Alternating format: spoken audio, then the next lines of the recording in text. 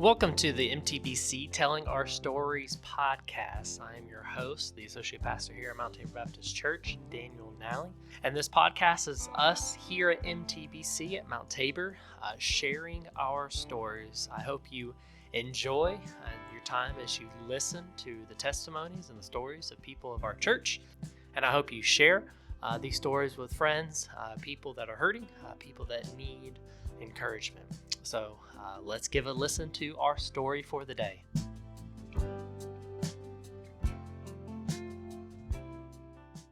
Welcome back to another episode of MTBC Telling Our Stories.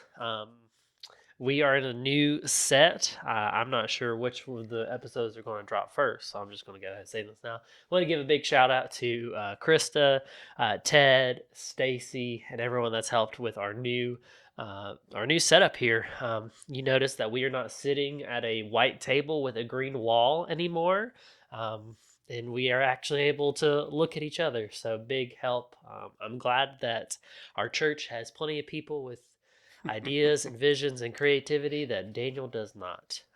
But today we are joined by Mr. Chris Brown today. He's one of our deacons here at Mount Tabor.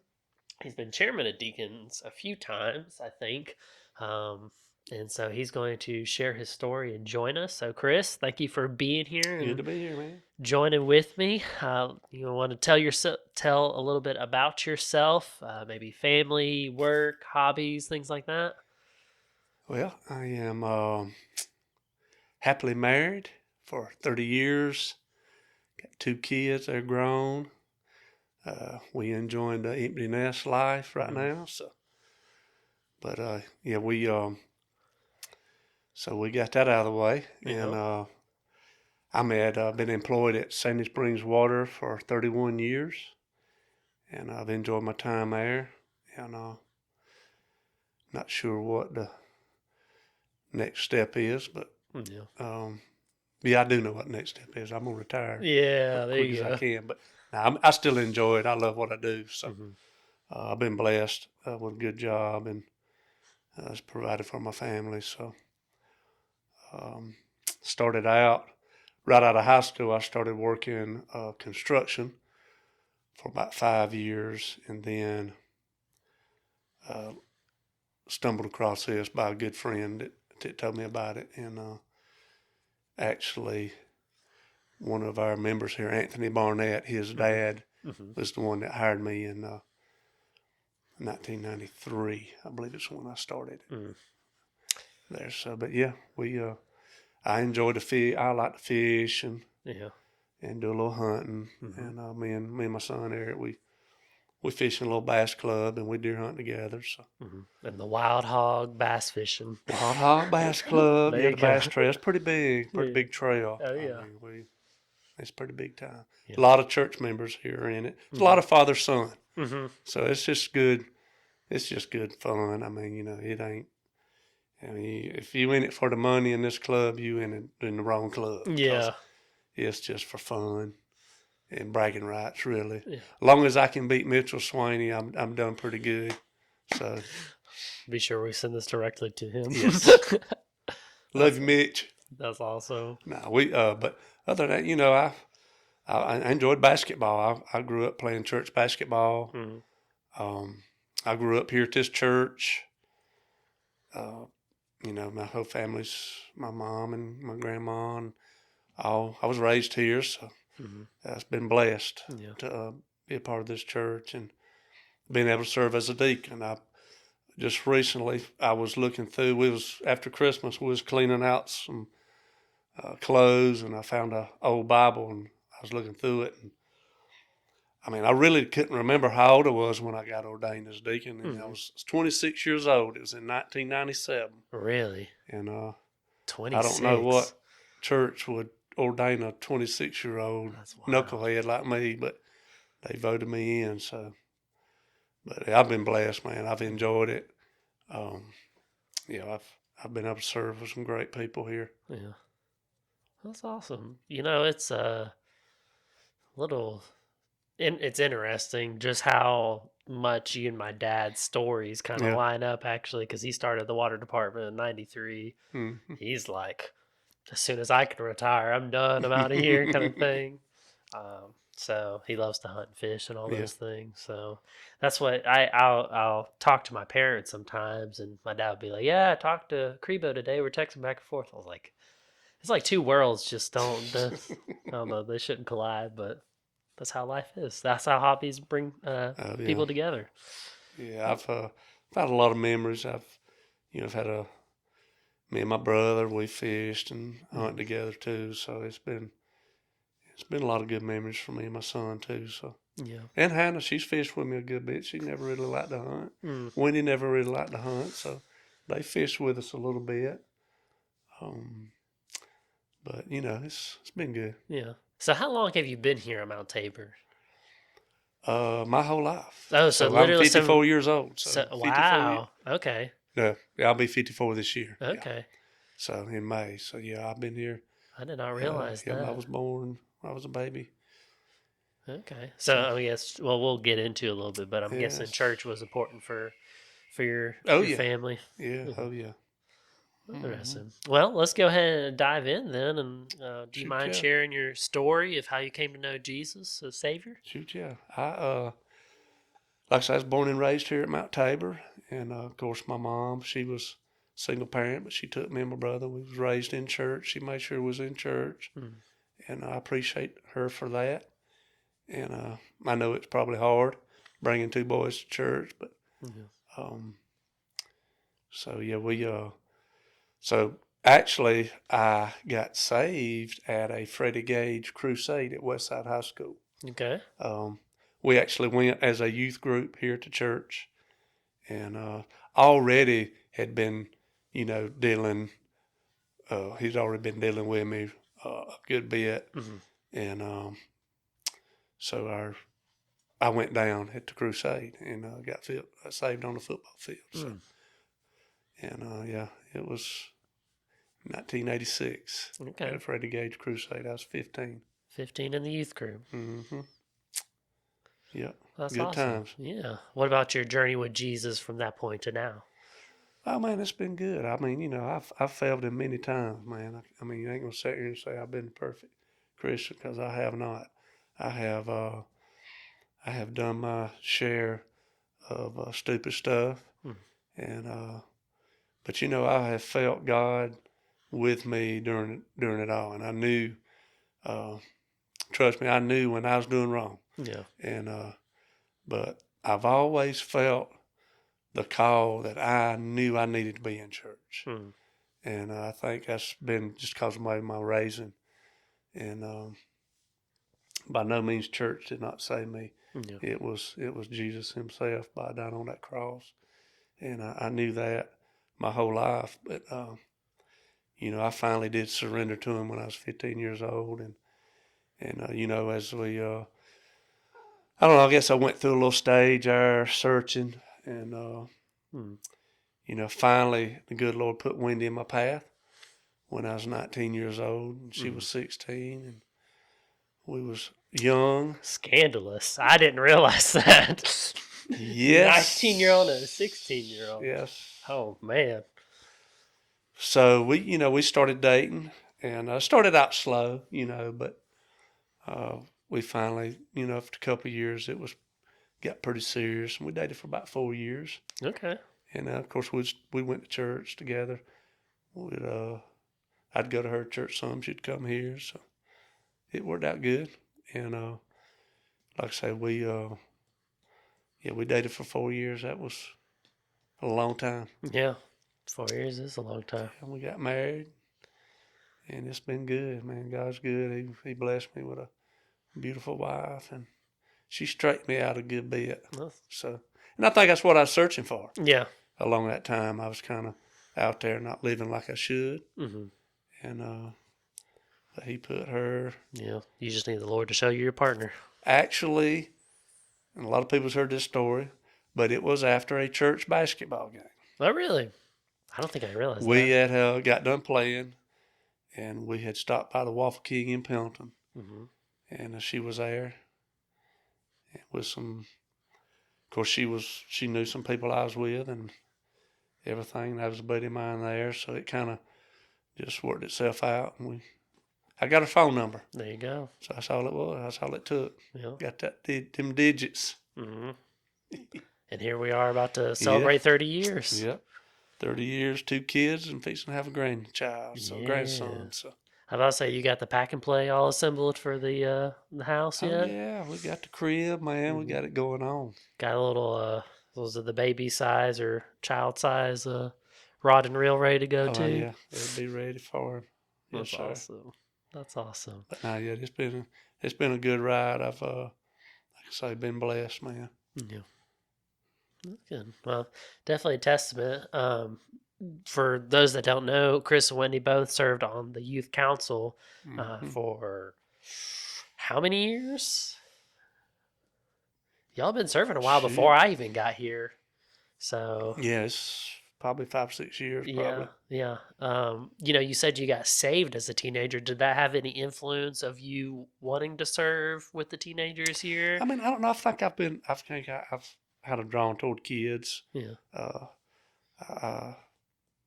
And especially, the teenagers. Mm-hmm. But yeah, I think it might have had something to do with it. Mm-hmm. Yeah. And now Hannah and Eric, they were coming through about that time too, right? That y'all were serving. Yeah. Mm-hmm. Okay. Hey, that's a cool thing, I think, as parents, that you get to see the spiritual development of your kids, and that you get to see how they, grow.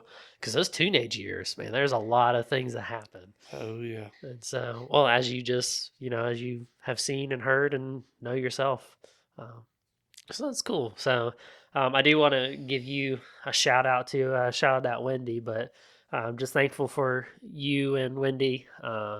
Whenever I got here, y'all were one of the ones that took me in and invited me over. At that time, I was a single 23-year-old dude that came into ministry and had no clue what I was doing. But y'all were part of the search committee that brought me here. Oh yeah.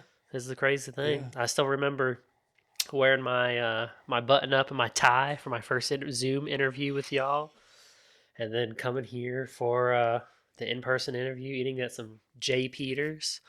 Yeah.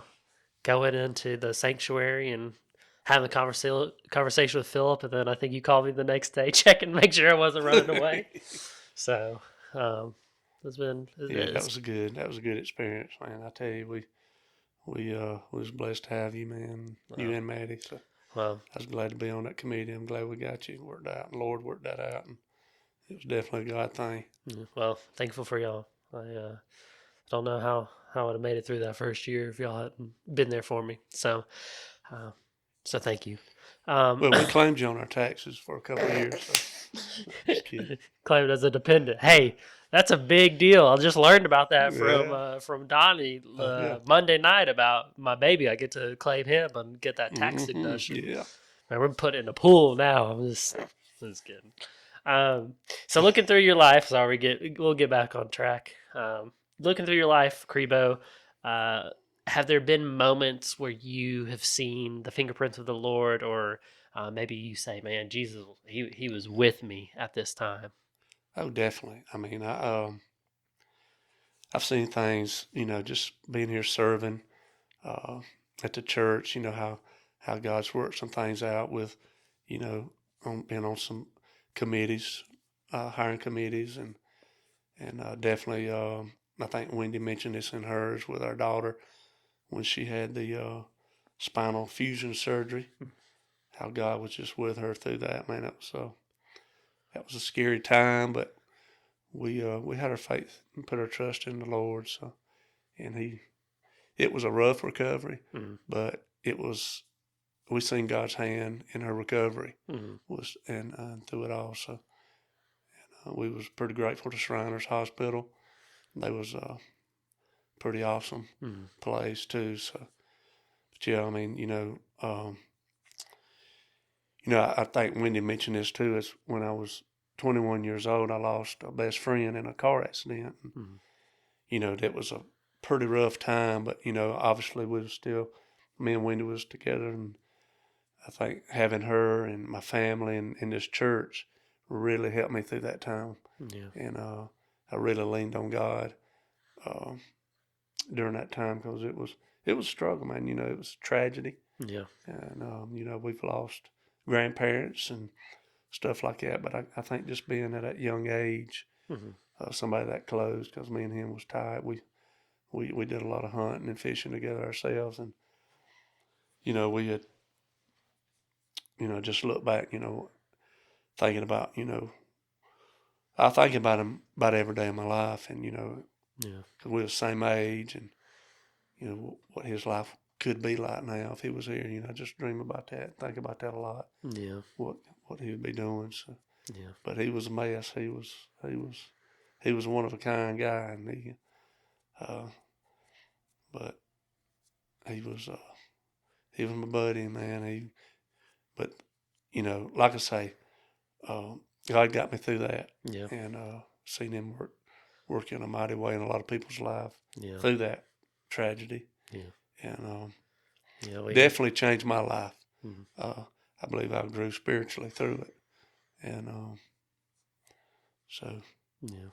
I talked about Chad today. Actually, I was down in the hospital before Alice K went to surgery and everything, and we were talking about babies and things like that. And Alice K said that Chad, he just never slept.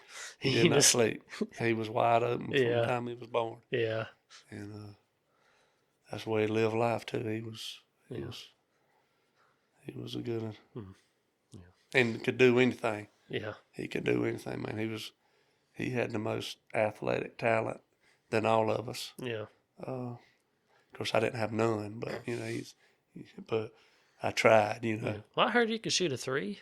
That's kind of mid-range, man. Okay, I was kind of trash, man. Gotcha. Putbacks, Gotcha. rebounds.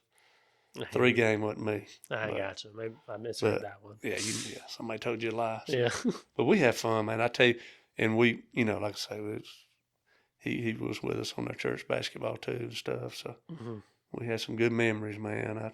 I was fortunate, and I tell this to a lot of people. I got to grow up here in this community with my cousins, and it was all our family, and that's who we played with as childhood friends, and I cherish those moments, man. I look back on them and think about them a lot of times, and with some good memories, good childhood memories here at this church and in this community and with my family. So, but yeah, it's been a good. Yeah, that's a big thing. I mean, when we think about our lives, our communities really shape and mold us and make us who we are. So, and that is a neat experience for you. I mean, like you said, literally your whole family's around us. I mean, you got Brown Row where you go down the road and it's we got them lined up. You, your mom, your brother, your daughter. And so that's definitely a cool experience. I don't think a lot of people get to have, and so and it is neat to be able to look back on that. What about you mentioned it a little bit, but here having the church here as part of your community, what has that meant for you and your relationship with Jesus? Oh man, it's meant everything. I mean, being able to serve as a deacon, help with the youth. I mean, I think it's helped me probably the most spiritually as I can ever imagine. I mean, being a part of a church, I believe as Christians we need to be involved in the body of the church, and I think that's what God calls us to do. And like I say, I haven't been probably the best, but I've tried to do my best. I think it's our calling as Christians to be involved in our local church. Yeah, but you saw that at a young age. I mean, you're talking about a single mom that's bringing 2 boys, all boys would be my guess, to church every Sunday and Wednesday and things like that. So, Mimi, she did it all. Like. And I say this too, man. I was blessed with some good Christian friends growing up. I got in high school, and actually middle school is where I met Scott Friggs, and he was raised in a Christian home, and me and him we was pretty tight all the way through school, and still are. And but having him really, you pray for your kids to find good Christian friends, and I was blessed to find a good Christian friend, and I think that meant helped me a lot in my life, in my growth as a Christian. So, and but I thank God for Scott. Mm-hmm. He's helped me a lot, and he's helped me and Wendy a bunch. Yeah. And I can call him right now if I needed him; he'd be there. So it's good to have friends like that. mm-hmm. Good Christian friends like that. That's awesome. Well, through your life, has there been a scripture or a verse of the Bible or something from God's Word that you feel like you've been able to hold on to, or a life I've got verse? a couple. I mean, my favorite verse is it's Matthew 5:9. It says, "Blessed are the peacemakers, for they shall be called the children of God." And a buddy of mine, Dwayne Peoples, put me on that verse, and it's kind of stuck with me. And people that know me, I don't get too upset at times, but I've tried to be a peaceful guy. I mean, and I think we all need to be that, and I think God calls us. It says in the Scripture, to be peacemakers. So that stuck with me. Yeah, that's a big thing. I mean, I think the character of Jesus. The only time he gets rowdy with people in the Bible were the people that said they were following the Lord, but their lives weren't actually. It was the religious people he got rowdy with, and so. And another's Ephesians 4:29. Let no foul language is to come from your mouth, but only what is good for building up someone in need, so that it gives grace to those who hear. And that verse has meant a lot to me too. I think we're supposed to build up people and not talk down to them. So if you ain't got something good to say, don't say it. It's a big thing. Yeah. Big thing. Sweet. Well, is anything else that you can think back through with your relationship with the Lord that you would want people listening or watching this to know? I mean, I just say, it's like I said earlier. I think being involved in church is key, especially on raising a family. I would advise you, young families. And we got to see that here when we had a pretty big baby boom when we was here. We had a lot of small kids. And I think being faithful to God, raising your children in church is key to your children's success. I mean, I ain't saying